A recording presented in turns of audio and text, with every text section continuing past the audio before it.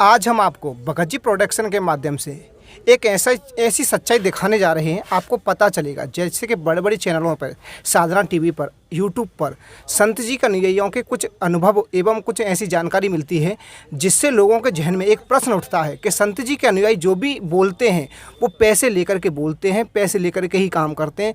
ये कहाँ तक सत्य है, कहाँ तक असत्य है। इसीलिए हमारी टीम भगत जी प्रोडक्शन पहुंची जिला आगरा, तहसील किरावली, ब्लॉक फतेहपुर सीकरी में, जहां एक शख्स से हम मिले। नमस्कार सर। नमस्कार जी। सर क्या नाम है आपका? राजवीर दास। सर कहाँ से हैं आप? सर गांव कचोरा, तहसील किरावली, जिला आगरा। और उनसे जानकारी की कि आपने जो टेलीविजन के माध्यम से इंटरव्यू दिया था वो पैसे लेकर के दिया था या निःशुल्क।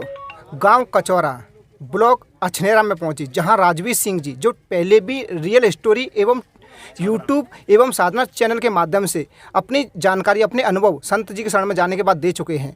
लोगों के जब कमेंट आने लगे, कमेंट पे कमेंट होने लगे, तो हमने सच्चाई को जानने की कोशिश की और पहुंचे उनके गांव कचौरा।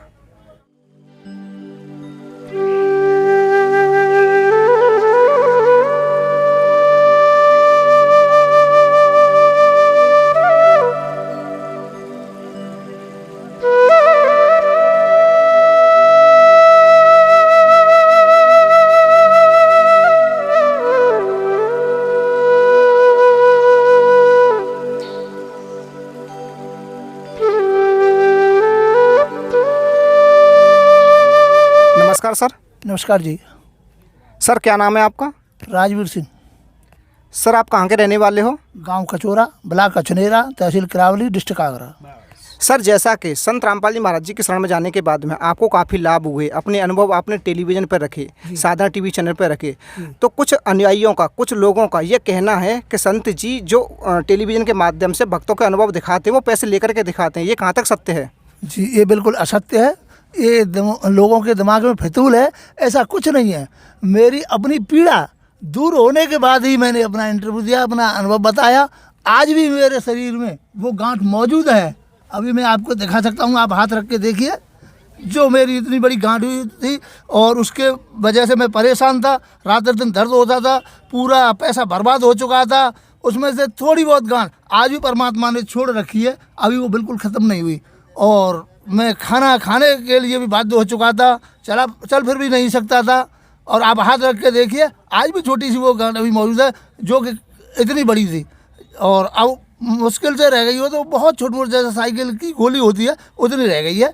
और अब उससे कोई भी परेशानी मुझे नहीं है। और ये लोग जो बकवास करते हैं, पैसा ले करके करते हैं, ऐसा कुछ नहीं है। ये तो केवल परमात्मा का ही चमत्कार है। सारे वैद्य, डॉक्टर, इनसे मैंने काफ़ी इलाज कराया था। इसके बाद कुछ आराम नहीं हुआ। जब पैसे से भी हताश हो गया था तब मुझे एक ज्ञान गंगा नाम की पुस्तक मिली। उसमें मैंने लोगों के अनुभव पढ़े।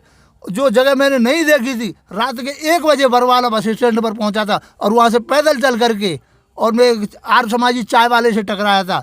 उसने भी मुझे परेशान किया था कि तुम संत रामपाल जी के पास क्यों जा रहे हो, मथुरा वृंदावन। कोई कभी कहता था कि मथुरा वृंदावन घूम लो, कभी कहता था कि आगरा का ताजमहल देख लो, तुम आगरा के ताजमहल तुम्हारे पास में है, कभी कहता था कि गोवर्धन की फेरी लगाओ, तो या फिर बोला आर्य समाज में शामिल हो जाओ तुम, अगर कोई परेशानी है तो दूर हो जाएगी। मैं बोला मुझे कुछ नहीं बनना, मुझे जिस आश्रम के नाम से, जिस संत के नाम से आया हूँ, मुझे उस संत से मिलना है। और बीड़ी, तंबाकू, हुक्का आदि इतने नशे मुझमें लगे हुए थे, वो भी उसी दिन से मुझे दूर हो गई। सर माना कि जैसे आपका ये कहना है कि हमने संत जी से कोई पैसा नहीं लिया, तो कहीं ऐसा तो नहीं कि संत जी से पैसे ना लेकर आपको कोई महीनेदारी पैसे मिलते हो, महीनेदारी आपकी कोई इनकम संत जी से बंधी हुई हो, जो आप सेवा कर दो उसके थ्रू आपको इनकम दी जाती हो, आपका पालन पोषण उसी से होता है, ऐसा तो कोई है नहीं? ऐसा कुछ नहीं। हम अपने घर से पेट्रोल खर्च करके और अपनी मतलब किराया भाड़ा खर्च करके अपनी जेब से जाते हैं। क्यों कि जब उससे पहले हम तंग रहते थे, आज परमात्मा ने हमको चंगा किया है और जितने पैसे की हमें ज़रूरत हो, तो हमारा परिवार का भरण पोषण आराम से हुआ है। वही ज़मीन है, वही इनकम है हमारी। और उनके नाम दीक्षा लेने के बाद मेरे बेटे की सर्विस भी COD में लगी है, सरकारी जॉब मिला है।